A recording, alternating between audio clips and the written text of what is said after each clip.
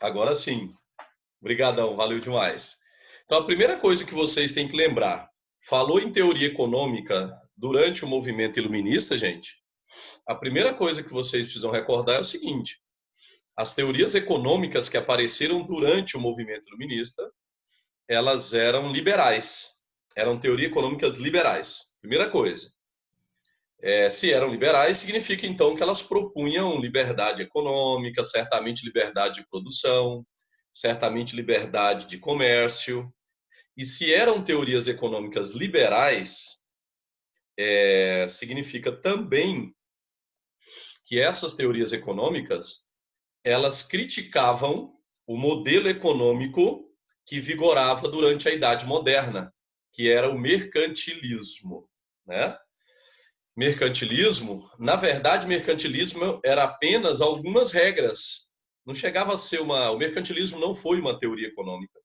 Para o mercantilismo, ninguém criou uma teoria econômica, lá no século XVI, lá no começo da Idade Moderna. Mercantilismo não foi uma política econômica sofisticada, não, também não. Mercantilismo era apenas algumas regras econômicas que os reis da Idade Moderna colocavam em prática. Mas qual era o problema do mercantilismo na visão dos teóricos econômicos do iluminismo? O problema para os pensadores iluministas da economia é que o mercantilismo ele era baseado numa forte intervenção do Estado na economia. E aí os pensadores liberais iluministas, sejam eles os fisiocratas, seja o Adam Smith, que é o pai fundador do liberalismo econômico, que a gente ainda vai ver, para qualquer teórico econômico do iluminismo, o mercantilismo tinha que ser superado.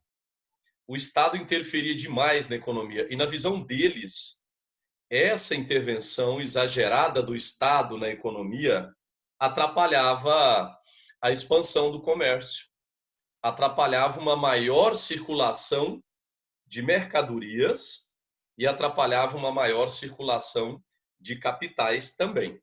Então é isso. Primeiro apresentando novamente para que vocês não esqueçam. Falou em teorias econômicas iluministas, lembra duas coisas já de início. Eram teorias econômicas que propunha uma economia livre, liberal, mas ao mesmo tempo criticava as práticas econômicas da época e da Idade Moderna, que era o mercantilismo. Tá? Aí na aula anterior, o que eu trabalhei com vocês foi isso aqui, ó, a teoria fisiocrata. Vocês não podem esquecer, porque nós vamos comparar agora com a teoria econômica do Adam Smith. Então tem que lembrar o que era a teoria fisiocrata. Eu falei na aula anterior que a palavra fisiocracia é a junção de duas palavras. Físio é natureza. Cracia geralmente cracia é poder. Mas nesse caso aqui, ó, a palavra poder, ela está sendo utilizada como metáfora de riqueza. Riqueza, metáfora de riqueza, tá? Então, fisiocracia quer dizer a riqueza de uma nação ou de um país vem da natureza. Fisio é natureza, cracia é poder ou riqueza. Os fisiocratas, como esses que eu coloquei aqui em cima, Turgot, Quesnay, Gournay, acreditavam que a riqueza de uma nação depende exclusivamente daquilo que a natureza possibilita o ser humano produzir ou extrair dela. Porque o ser humano ele pode utilizar a natureza como um meio para ele produzir. Nós sabemos isso. Isso vale para a pecuária, isso vale para uma infinidade de produtos agrícolas, não é? Isso vale para outras áreas também da economia. Agora, a natureza, ela por si só também oferta riqueza. Nós sabemos disso, como a mineração é um exemplo, um grande exemplo. A madeira, por exemplo, não é? Então, para os fisiocratas, a riqueza de uma nação dependia daquilo que a natureza fornece ou daquilo que a natureza poderia possibilitar produzir. É essa a ideia central dos fisiocratas. Agora, eles criticavam o mercantilismo e propunham o livre comércio. Essa frase que eu coloquei em francês, está aqui também em português, expressa exatamente isso. A crítica deles à intervenção do Estado na economia e a proposta de um comércio livre, deixar e fazer, deixar e passar, o mundo marcha por si mesmo. Estou revendo isso, eu sei que eu já tinha explicado. é porque isso vai ajudar a entender agora o próximo ponto nosso, tá?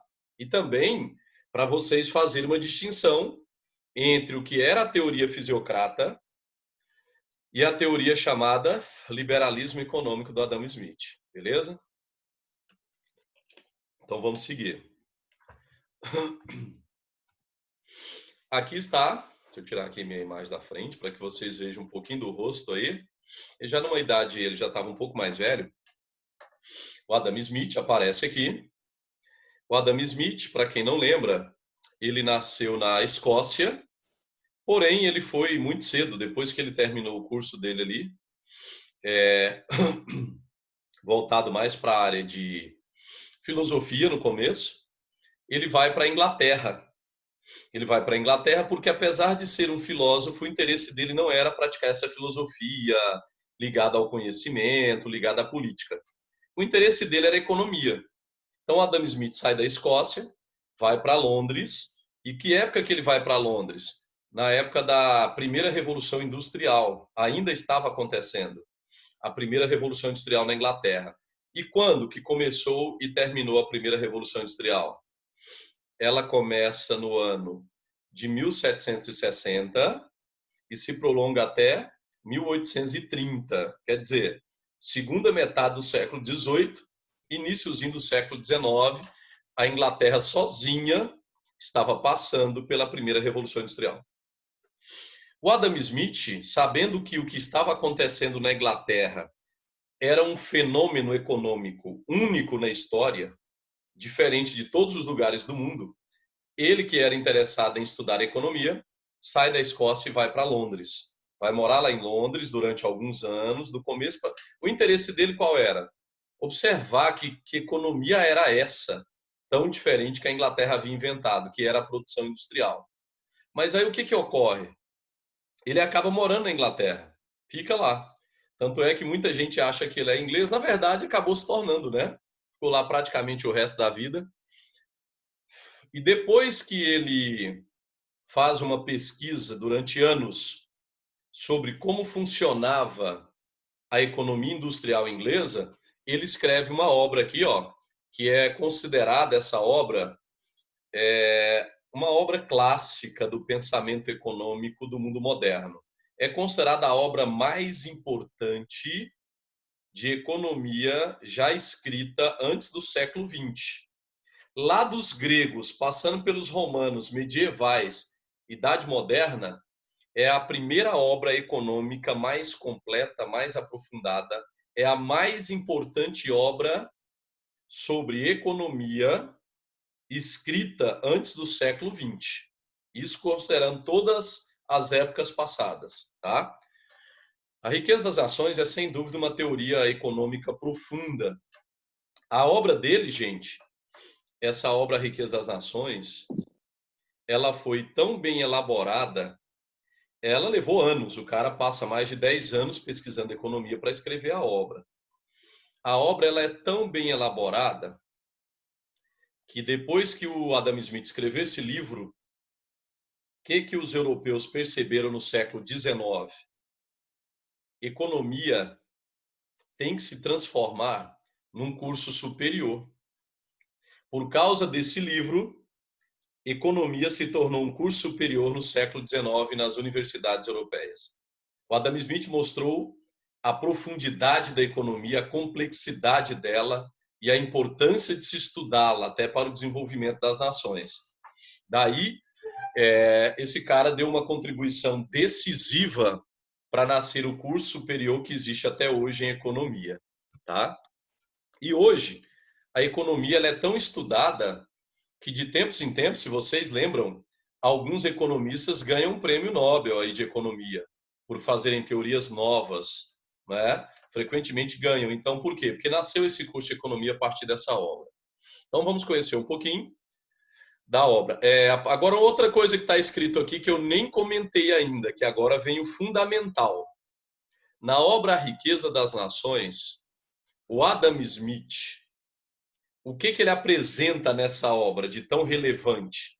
Uma nova teoria econômica. Primeiro, a teoria dele analisa como a economia foi desenvolvendo. né, desde a Antiguidade Clássica, Idade Média, Idade Moderna. E aí ele mostra como, durante a Idade Moderna, o mercantilismo interferia na economia e critica isso, assim como os fisiocratas criticavam. O Adam Smith concordava com os fisiocratas em 2 pontos.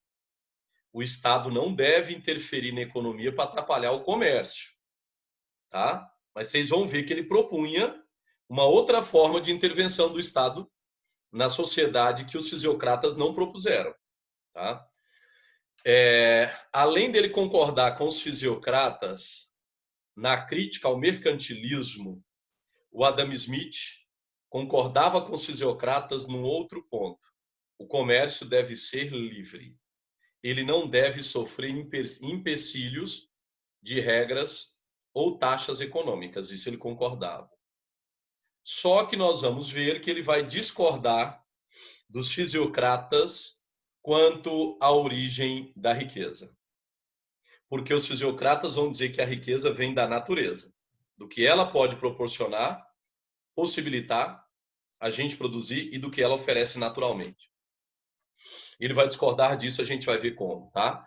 E os fisiocratas não escreveram nenhum livro, apenas pequenas ideias soltas, pequenos textos, ideias inconclusas. Por isso nós não podemos falar que os fisiocratas criaram uma teoria econômica. Quem criou? Adam Smith. Aí sim, inclusive esse livro, tem ele hoje traduzido, fininho, era uma obra grandiosa, mas já tem ele já bem sintetizado, traduzido, que vale a pena ler aí, para a gente ter uma noção melhor, não só da economia que ele propôs, porque se a gente conhecer um pouco melhor essa teoria do Adam Smith, o liberalismo econômico, isso ajuda a entender a economia atual. A economia atual. A economia atual, ela é chamada de neoliberalismo econômico. Olha isso. Por quê? Porque lá na década de 70, 3 economistas que ganharam o Prêmio Nobel de Economia, Friedrich Hayek, que era austríaco, Robert Lucas e Milton Friedman, nos Estados Unidos, os 3 pegaram essa obra do Adam Smith, ampliaram ainda mais ela, aperfeiçoaram ainda mais e criaram o neoliberalismo econômico, que é a política que está em vigor hoje em praticamente todo o planeta. Então veja a influência do Adam Smith ainda hoje. É muito grande. Não é? Vamos lá? Agora que eu já apresentei um pouquinho desse camarada, vamos conhecer um pouquinho também de quê? Dos fundamentos do liberalismo econômico proposto por ele aqui. Então vamos lá, que agora eu quero destacar para vocês os principais fundamentos ou características do liberalismo econômico do Adam Smith. Eu não sei se alguém de vocês aí recorda, lembra, conhece algumas dessas características ou fundamentos do liberalismo econômico do Adam Smith aqui, ó. Se alguém lembra, quiser falar, quiser escrever lá no chat, fica à vontade aí, tá? Fundamentos do liberalismo econômico de Adam Smith. Só um minutinho. Vamos começar a conhecer isso aqui, só destacar aqui. Nós vamos estudar agora são os fundamentos do liberalismo econômico. Bacana. Vamos lá, vou botar aqui dessa forma. Primeiro fundamento. Deixa eu ver se alguém escreveu alguma coisa, parece que sim.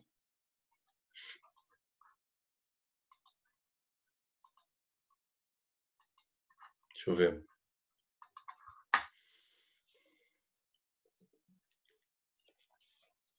A Júlia está cumprimentando a gente aqui, ó. Oi, Júlia.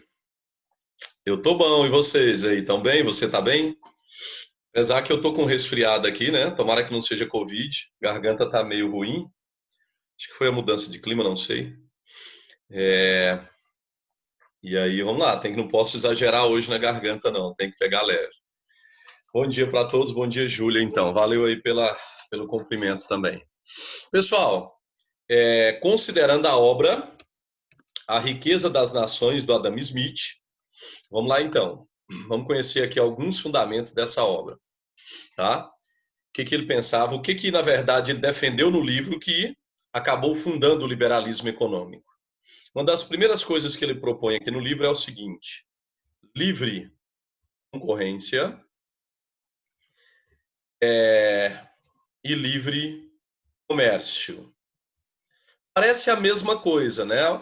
Mas aí, no início também eu achava que quando o Adam Smith propõe livre concorrência, para mim era a mesma coisa também que livre comércio. Mas, na verdade, é um pouquinho diferente isso aqui, tá? Por quê?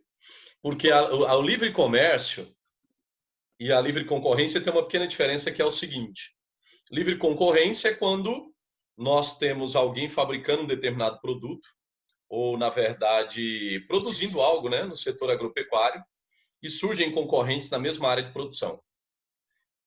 Contra os monopólios que já começavam a acontecer, o Adam Smith, então, para acabar com esse monopólio na produção, ele propõe a livre concorrência. Da mesma forma, o livre comércio, que vai além, que é um pouco diferente da livre concorrência. Para o Adam Smith, a livre concorrência se dá no setor de produção, entre aqueles que abrem uma fábrica similar a de outros ou agropecuaristas que produzem algo similar a outros. O livre comércio vai além, porque ele pode acontecer também entre nações, não só entre comerciantes de uma mesma cidade, de um mesmo país, até entre nações. Então ele acaba defendendo tanto o livre comércio quanto a livre concorrência, tá? Segundo fundamento que o Adam Smith propôs também aí, olha só.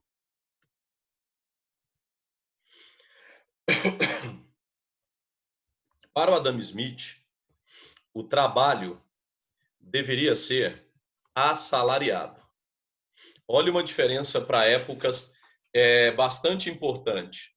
O Adam Smith vai alertar a burguesia da época dele, inclusive a burguesia inglesa, e na época, vamos lembrar, gente, que a burguesia inglesa, ela praticava tráfico negreiro. Os ingleses traziam escravos da África para vender na América, né? E a Inglaterra usava escravos em alguns lugares de suas colônias também. O Adam Smith chega e vai dizer, olha, o maior erro da história é manter a escravidão. Para o Adam Smith, o trabalho não pode ser escravo, ele tem que ser assalariado. Agora, por que o Adam Smith foi contra a escravidão e propunha que o trabalho fosse assalariado? O que tem que ficar claro é que a proposta dele não era por uma questão humanitária. Ele não estava preocupado com a questão do sofrimento dos negros. Ele não estava preocupado com o sofrimento aí dos escravos. A análise dele é econômica. Quando Adam Smith fala, olha, é um erro manter o trabalho escravo e a melhor opção é adotar o trabalho assalariado, a visão dele é econômica, não era humanitária. A Natália Cezil está lembrando aqui, ó. Exatamente, Natália. A ideia do Adam Smith, que ele vai perceber que a burguesia estava errando, que os produtores da América Latina estavam errando em manter milhões de africanos como escravos, é que isso atrapalhava a expansão do capitalismo. Na visão do Adam Smith, trabalho escravo, ele atrapalha a expansão do capitalismo. Porque, como a Natália bem lembrou, se o trabalhador não ganha salário, ele não consome. E a América, se a gente pegar a América do Sul, América Central, mais o sul dos Estados Unidos, na América do Norte, isso aí daria em torno de 5 milhões de escravos na América, que eram trabalhadores que não consumiam. Então, Adam Smith entendia que o trabalho assalariado era uma das ações fundamentais para a expansão do comércio e para a expansão do próprio sistema capitalista. E é verdade. Os trabalhadores, gente, eles são a maioria numa sociedade. A maioria das pessoas de uma sociedade são os trabalhadores. Se trabalhador não ganha salário, não tem economia que cresce. O que movimenta o comércio? É principalmente o consumismo da classe de trabalhadores. Então, Adam Smith estava certo.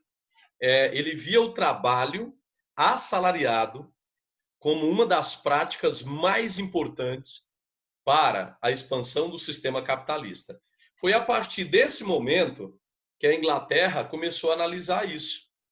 Os burgueses industriais da Inglaterra começaram a analisar isso e chegaram à conclusão que o Adam Smith estava certo. O que a Inglaterra faz? Começou a pressionar o Brasil lá no final lá no começo do século XIX, durante o governo de Dom Pedro I, Brasil regencial, Brasil de segundo reinado, a Inglaterra começou a pressionar o Brasil para acabar com a escravidão. Começou a pressionar a América Espanhola também, Estados Unidos também, visando exatamente ampliar ainda mais o mercado consumidor que ela possuía na América, uma vez que o Adam Smith provou para nós que o trabalho assalariado, ele sem dúvida contribui para expandir o capitalismo, tá?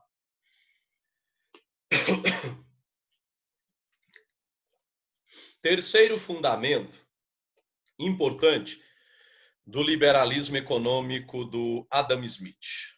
Para Adam Smith, o Estado não deve interferir na economia. Agora, tem que ter muito cuidado com essa afirmação do Adam Smith, gente. Porque, diferente dos fisiocratas, para Adam Smith é o seguinte: o Estado não deveria interferir na economia para atrapalhar o comércio, para diminuir a circulação de mercadorias, né? Para, na verdade, impedir ali a livre concorrência e o livre comércio. O Estado não deve interferir. Só que o Adam Smith, ele não era bobo, era muito inteligente. Para ele, o Estado deve existir e deve atuar na sociedade. Ele reconhecia a importância do papel do Estado em alguns setores da sociedade. Isso os fisiocratas não viram. Para ele, o Estado não deve interferir na economia. O Estado é importante. Ele reconhecia isso aqui, ó. O Estado é importante para atuar em defesa de outras áreas. Aí eu vou dar exemplo aí, até aparece lá no livro digital de vocês, no material de vocês. Então, o que é interessante no Adam Smith? O Estado não deve ficar criando taxas, impostos, regras demais que atrapalham o comércio. Beleza. Mas o Estado é uma instituição fundamental para atuar em determinadas áreas da sociedade. Como, por exemplo, o quê? O Adam Smith vai dizer, olha, na defesa, por exemplo, de alguns direitos que as pessoas precisam, o Estado deve atuar para, primeiro, proteger as pessoas, garantindo segurança, seja contra a violência e outros problemas. Não é? Então, o Estado é importante na garantia da segurança. O Estado ele é importante ainda para investir, por exemplo, em educação. Adam Smith reconhece que o Estado precisa fomentar a educação, precisa defender e proteger as pessoas. Isso é fundamental. O Estado precisa garantir saúde também para as pessoas. Ele percebeu isso, tá? O Estado ele é fundamental para garantir a defesa e a proteção da propriedade privada, para proteger a propriedade privada. Veja que aí o Adam Smith ele é um burguês também, né? Se coloca ao lado da própria burguesia. Então, no sentido dele, o Estado é fundamental para algumas áreas, mas não para ficar limitando as atividades econômicas. Agora, gente, aí tem uma questão complicada. Se o Estado não deve interferir na economia, se a economia vai funcionar livremente, quem é que vai controlar a economia? Porque, às vezes, a economia funcionando livremente, ela causa problemas. Se vocês lembram, de tempos em tempos, nós temos crises econômicas. Temos crises econômicas.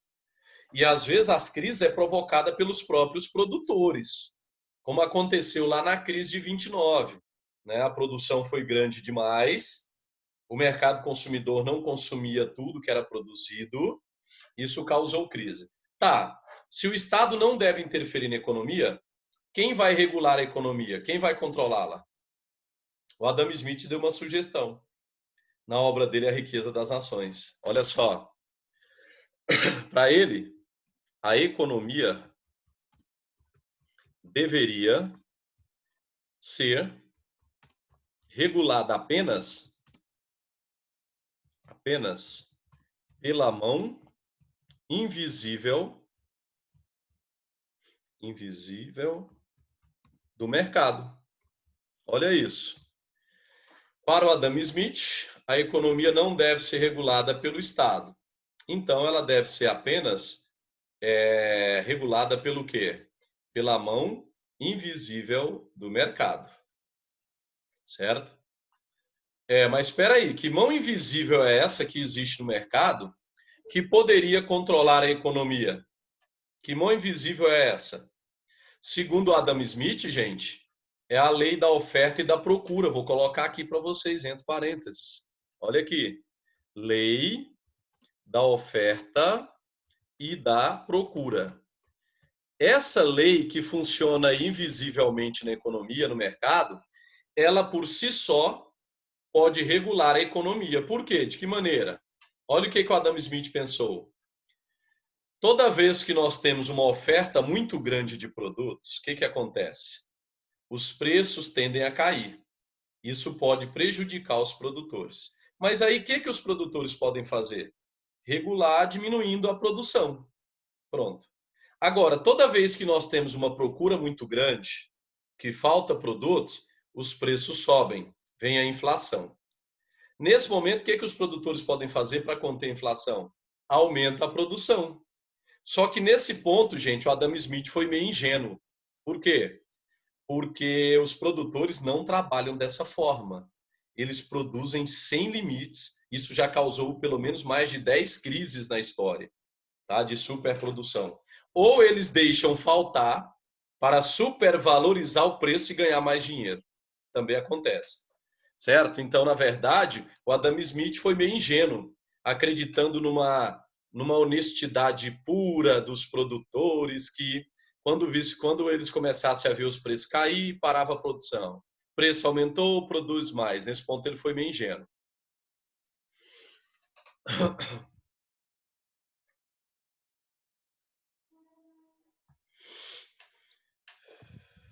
Ok. O Jason faz aqui uma observação. Ele fala que as crises são normais, o que agravam são outros fatores, como a intervenção do Banco Central, outras crises. O Jason, existiram outras crises, como a de 29, mas que não se agravou como ela, claro. Veja bem, são vários os fatores que causam crises, claro. São vários. Agora, um dos que mais causou crise na história foi, na verdade, esse aumento da produção exagerado ou a criação de oferta de produtos, como, por exemplo, às vezes o mercado imobiliário também causa crise, como a última dos Estados Unidos, quando criou a bolha imobiliária, né, a bolha de automóveis e por aí vai. Por que nós não tivemos outras crises com a mesma gravidade daquela de 1929, que foi a maior do mundo até hoje? Porque a história ensina que o passado serve para orientar o presente. Essa é uma das questões. Uma das mais importantes lições da história é que nós temos que aprender com o passado, para que a gente possa viver melhor no presente e no futuro. Depois da crise de 29, vamos lembrar que de 1930 até 70, a política econômica mudou totalmente. Não era mais o liberalismo econômico. De 1930, com o plano New Deal nos Estados Unidos e na Europa, eles abandonaram o liberalismo econômico. Por isso que não tivemos mais crises do mesmo tamanho da de 29. Porque o que regulava a economia não era o liberalismo do Adam Smith, era o keynesianismo de John Maynard Keynes, que o Estado controlava e regulava a economia. Isso durou até quando? Até a década de 80. Aí, só na década de 80 é que adotaram na Inglaterra, com a Margaret Thatcher, com o Helmut Kohl na Alemanha e Ronald Reagan nos Estados Unidos, adotaram agora de novo o neoliberalismo econômico e depois levaram para outros países. Aí as crises voltaram. O maior problema causador das crises econômicas tem sido o liberalismo econômico e o neoliberalismo econômico. Por que não tivemos graves crises econômicas de 1930 até 70? Porque a política econômica não era o liberalismo, era o keynesianismo. Quando eles voltam com o neoliberalismo na década de 80, de lá para cá já tivemos 5 crises. 89, 94, 99, 2005, depois 2009. Tudo crises causadas pelo liberalismo econômico. Se você pegar as 5 últimas aí, você vai ver que foram causadas pelo liberalismo. Tem outras coisas que causam crise? Até tem. Tem. Mas as crises, o elemento até o momento que mais agravou foi o liberalismo e o neoliberalismo, né? Agora, é claro, se você tem um Estado que o governante também não colabora para estimular a economia, ele vai gerar crise. Às vezes a economia está razoável, mas aí os produtores começam a deixar faltar produtos. O Estado não faz nada, fica de braços cruzados, como a gente está vendo atualmente, não vai funcionar. A economia não vai. A gente vive hoje no Brasil e não existe nenhum plano para nenhuma área. Eu posso perguntar para vocês, qual o plano do governo federal? Pelo menos um projeto para a área de educação, para a área de saúde, para a área de economia, para a área ambiental. Só um projeto para qualquer área. Temos 2 anos e meio de governo e não temos nenhum projeto. Parece que vai passar 4 anos assim. Isso piora a situação de qualquer país. É claro que aí você tem uma outra situação causando crise. Falta de administração pública, claro que causa, né? Deixa eu ver aqui, Jason.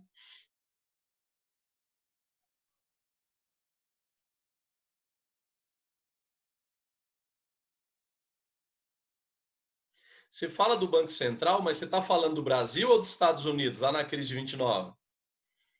Quando você fala do Banco Central, queria só entender, Estados Unidos?